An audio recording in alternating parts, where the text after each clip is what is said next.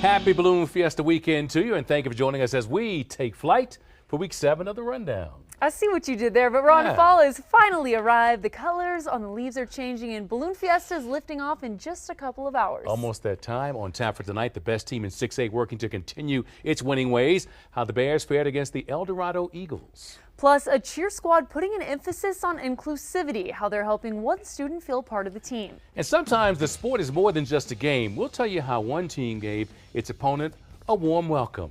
But first, we start in Los Lunas with a battle of two teams with only one loss on the year. Tigers hosting the Albuquerque Bulldogs. Both teams going in tonight with winning streaks. Tigers winning the last 3. For the Bulldogs, they won their last 4. Let's go to the action, and we start with a field goal tonight from Los Lunas sophomore kicker Nathan Martinez. So why would we show you this? Well, it's from 47 yards out, and he drills it.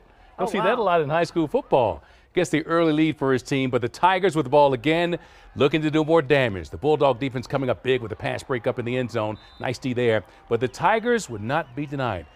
Elias Saenz finds Tegan Gallegos over the middle, and he makes defenders miss, finding his way to the end zone. Weave it in there. And the Tigers with the win in this one, the final 28-7. Now we head over to Rio Rancho, over to Lightning Bolt Stadium. The Storm hosting the Farmington Scorpions. Coming up, we've got the first play from scrimmage. It's Jordan Hatch with a toss to Juan Munoz.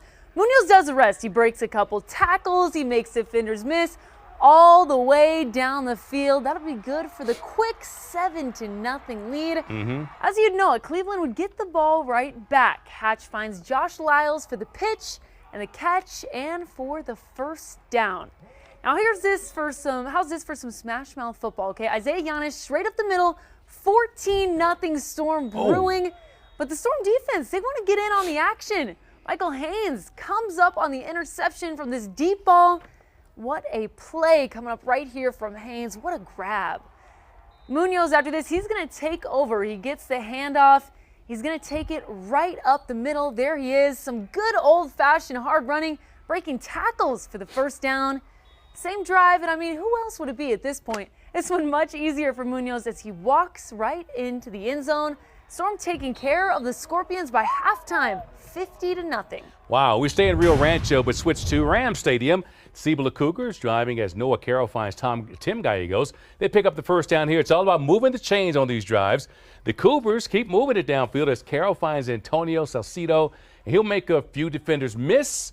And again, moving those chains, picking up another first down before he is driven out of bounds. Now the Cougars getting it done with the ground game. Chase Kennedy up the middle, breaking tackles inside the red zone. This drive would stall, however. And Rio Rancho, on the other hand, well, it's Micah Takahashi dropping back. Look at the dime to Parker Miller for the score right in his breadbasket. And the Rams keep on rolling to the 28-0 victory. Over to Wilson Stadium, the undefeated La Cueva Bears taking on the El Dorado Eagles. First quarter here, La Cueva's Brody Clark comes up with the interception, sets the Bears up with some nice field position. And it's Cam Dyer with the keep. I say this one every week. Yeah, Bears up 7-0 early.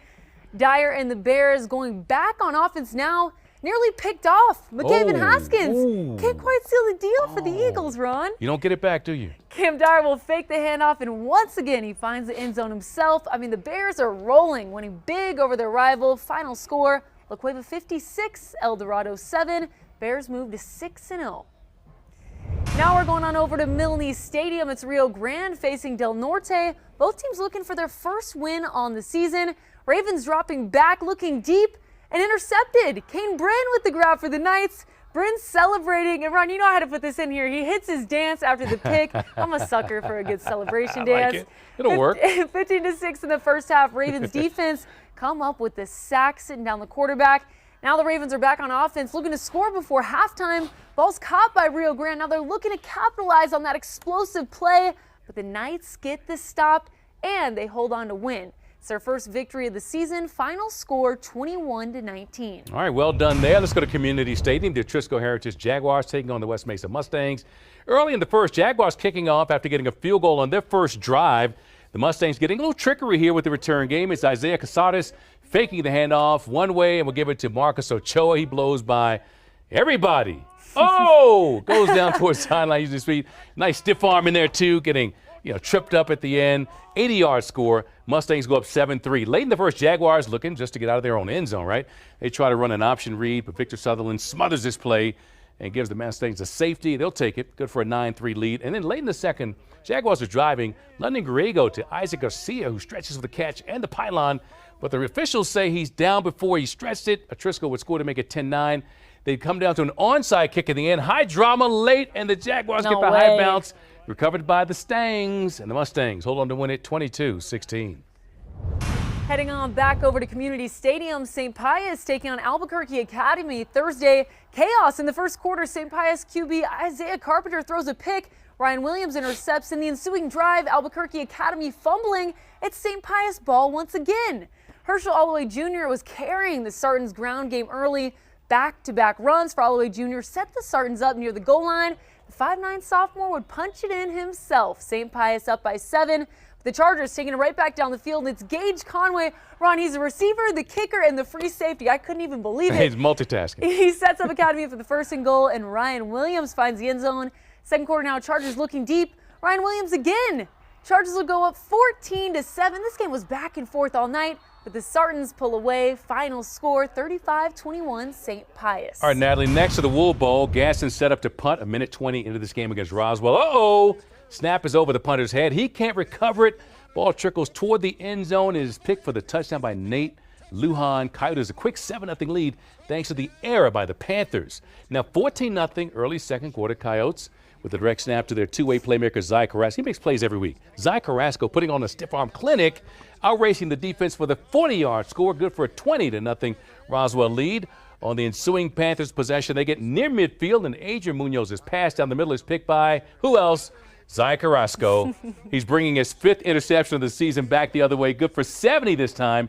Back-to-back touches by Carrasco takes Roswell to a 27-0 lead in the second quarter, and the Coyotes dominate 48-7 to improve to 5-1 overall and now 3-1 in district play. On Thursday, the Artesia Bulldogs taking on the Santa Teresa Warriors. Bulldogs already leading Santa Teresa 22-0 in the first, and Tootie McNeil picks off this pass. He took it 18 yards for the touchdown, 29-0. Now Artesia's just scoring at will, okay? It's a 4th straight game. Bulldogs have scored at least 57 points.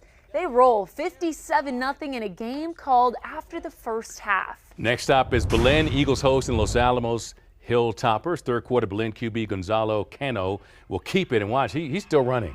Right up the middle, 63 big ones. Eagles take a 20-14 lead and will go up by 13 later in the third. Los Alamos, though, chips away at the lead and toward the end of this game with 24 ticks to play. Jordan Herrera takes it in, and that is the winner. Hilltoppers rally late to top the Eagles 36-34. Now our final highlight tonight is a special one because it didn't matter the outcome. Yeah, tonight Cobre High School hosted the Ruidoso Warriors. Now over the summer, the community in Ruidoso has been working to recover from the wildfires and flash flooding. Cobre for tonight giving them a warm welcome. The school allowing both teams' fans to get into this game for free. They also gave the Warriors a police escort. The Warriors walked in with pictures and signs saying hashtag Ruidoso Strong, even offering fans and the team free meals to show their support. The Warriors even getting their first win of the season as they defeat Cobre 42-0. We love to see it.